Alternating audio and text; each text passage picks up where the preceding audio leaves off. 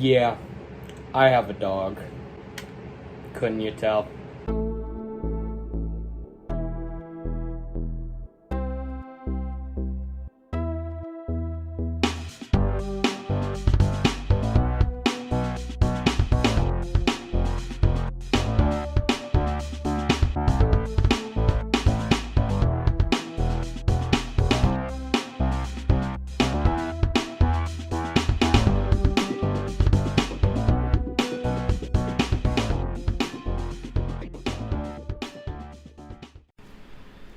This is the Vmigo.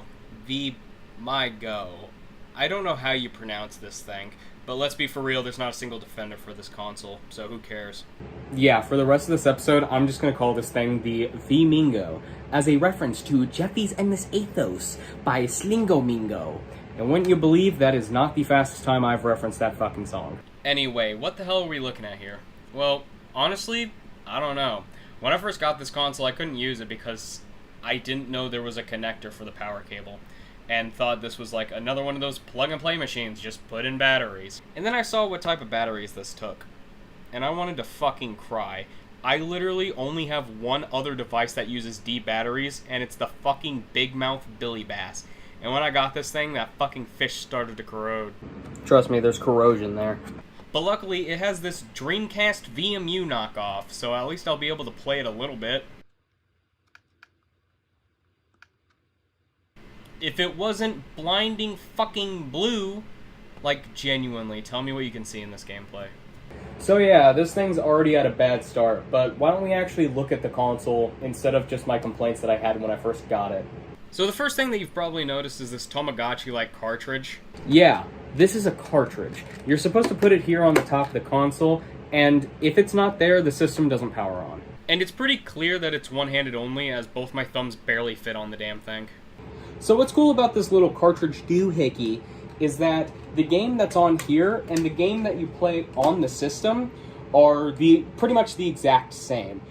Almost like, and this is a crazy-ass comparison, almost like the Nintendo Switch, how you put the handheld console into the dock and continue your game. But in this case, it's more of a pet simulator than an actual fucking video game. And then you have the console itself, and I can already list off two things that piss me off. 1, 2. You straight up cannot detach the AV cables or the controller, which means these two things get tangled up like really fucking frequently. And speaking of the controller... Oh my god, can you just talk about the games already? You can wait, it's literally a Nintendogs ripoff, there's nothing interesting about it. But anyway, the controller is fucking nasty, and I'm not talking about the physical dirt and grime on it, I mean the design of the controller. Looks like something I can get off a royalty-free clip art CD. And I'm happy there's no, like, platformer games that require a run and jump button. I can't even imagine what it'd be like to play a game like this. Now it's time to talk about the games. What, you can't tell? There's a golden retriever. And if you're going to buy one of these systems, that is 100% the game you're going to get. There are other games, like a Chihuahua cartridge, and apparently a really rare cat version of the console. And, if it plays video games, there's a fucking Spider-Man game. Yeah, as far as I know, this is the only real game that released for it. A fucking Spider-Man game. And no one is selling it on eBay. Yeah, it's a shame I can't show you the Cat or Spider-Man games, and there's no fucking way in hell I'm gonna spend $70 for a Chihuahua. And to be honest, I kinda already did that in real life. So, why don't we pop this in and take like a minute to review this game before the episode ends.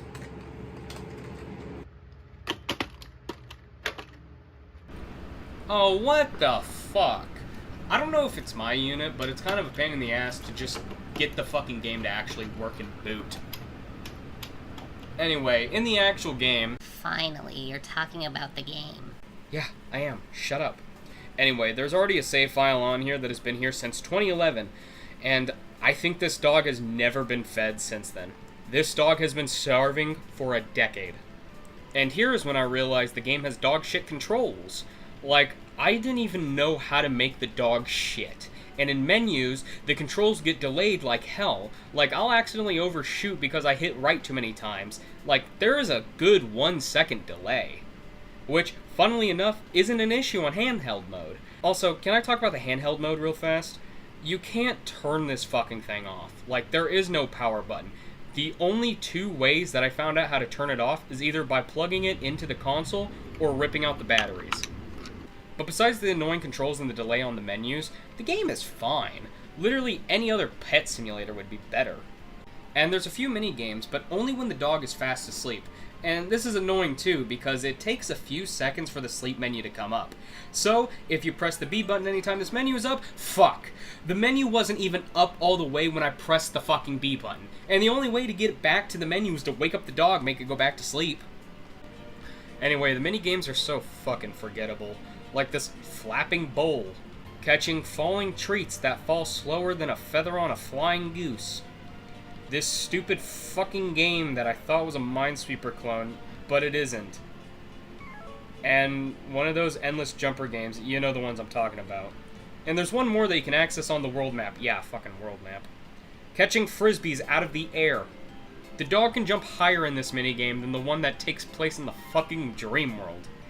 And running around this little town map is cool and all, but you're not really gonna be doing it when you could just go to the area select menu and just select where you need to go. The main reason you would want to walk around this area is to get free stuff, like whatever the fuck this maroon thing is, and what the fuck? Who the fuck hides water bottles in their own front yard for their dog to dig up? And it's actually kind of funny to think about. You can dig anywhere, even outside the saloon. Like, what asshole lets their dog just dig up a bunch of holes in front of the saloon? Why the fuck is there bottled water again? Like, what's up with this town and burying bottled water? Is it like a trend? Is it just something cool to do in this town? Like, you know, how some towns have their own special little thing, like peanuts and Coca-Cola? So overall, my final thoughts on this game is, it's alright. I pretty much made this dog not fucking depressed anymore by taking really good care of it. So yeah, if you're gonna play a game like this, just get Nintendogs for the DS.